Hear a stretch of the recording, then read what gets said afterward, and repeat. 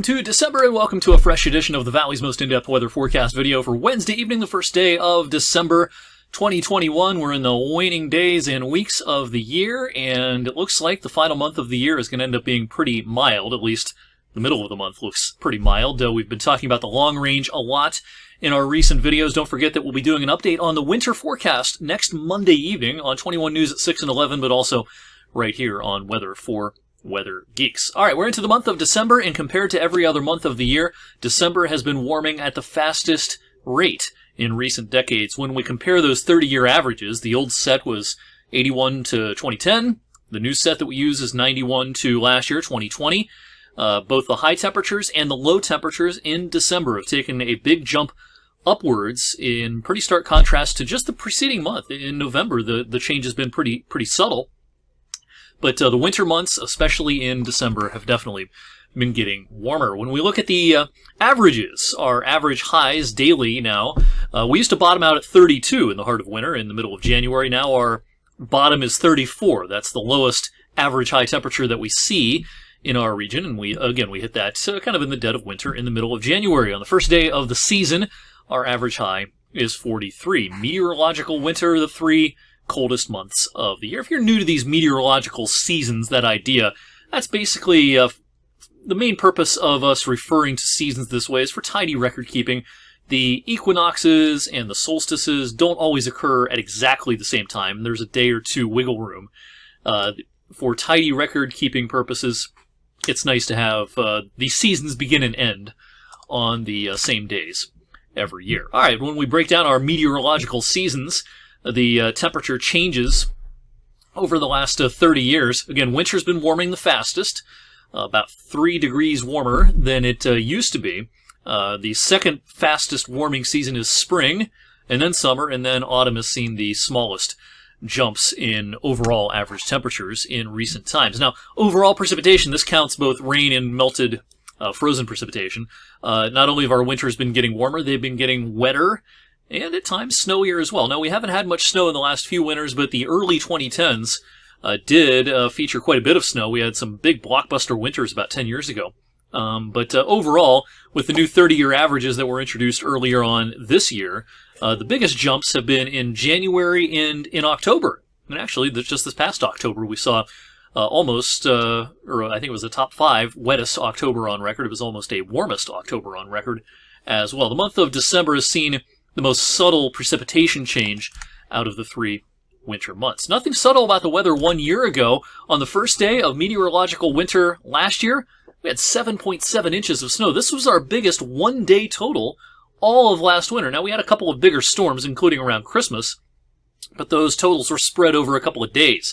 7.7 was the biggest one-day total that we had all of last season. It came on the very first day of meteorological winter. All right, back here in the present, it's not snow, but it's rain that we're seeing out there this evening, and as of a little after 7 o'clock, just some light amounts. The rain's been pretty light, at times a little bit moderate, but all of this has been pretty light. Some local rain gauge numbers, 0.08, Calcutta 0.08 in downtown Youngstown, and also 0.08 over in Jackson Center. This was what the radar looked like at 7:05. We actually have a couple of pockets where the rain's trying to come down a little bit harder, but that's not going to last very long.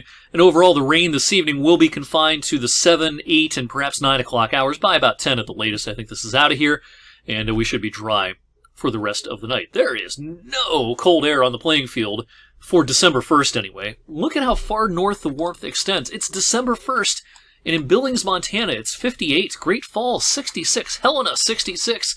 Some of this abnormal warmth actually extends north of the border, up into Canada. And yeah, just in the lower 48 states, there's no Arctic air. There's very little in the way of legit cold air, really, except for parts of New England this evening. All right, as we head into the day tomorrow, of course, the big story is continues to be the kind of the one-day warm-up that we will see, but it will be accompanied by a gusty wind, especially midday and afternoon. Some gusts of 25, 30, perhaps 35. That'll be pretty noticeable out there. But temperatures will respond to this warm frontal passage. They'll rise overnight tonight. We'll wake up tomorrow morning, instead of the mid-20s, we'll wake up in the mid-40s tomorrow morning, heading for the mid-50s in the afternoon. What about precipitation tomorrow? I can't rule out a passing shower both early and again later in the afternoon. Our model here shows some stuff around midday. I'm not so sure I buy that at this point. I think the better chance will be early in the day, and then with the approach of our cold front, a few hours after what I'm showing you here, around 2, 3, 4. In the wake of our front, a more seasonable day on Friday. We have a weak disturbance heading our way Friday, and maybe there's a sprinkle or a flurry in the afternoon. I've only got a 20% chance in our current forecast.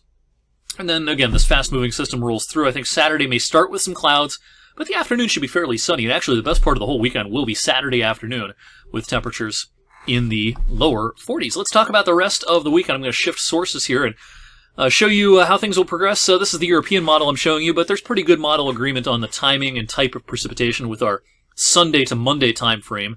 Will be dry for most of the daylight hours, if not all the daylight hours on Sunday. But by Sunday evening, 7, 8 o'clock, some showers pushing in.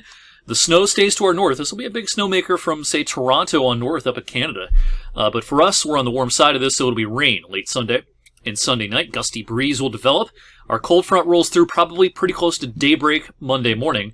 And it'll be one of those backwards days Monday where the warmest temperature will be right before the frontal passage, first thing in the morning.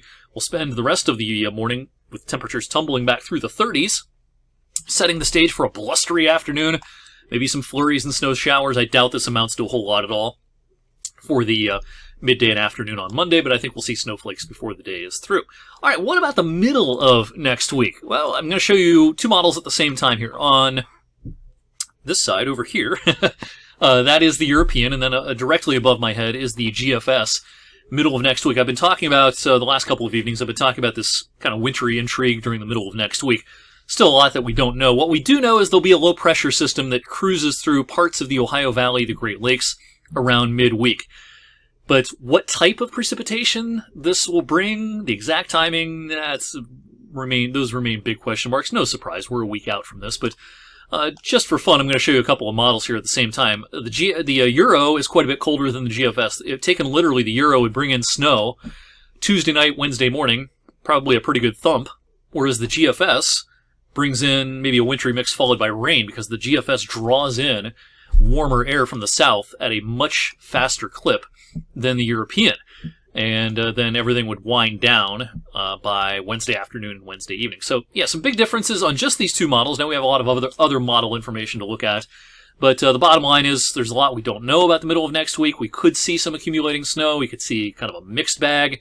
It could just warm up and rain, a la the GFS. All these solutions are on the table right now, and we'll be fine-tuning that forecast in the coming days. In the meantime, thanks for watching on this Wednesday evening. I'll see you right back here on Thursday for Weather Geeks.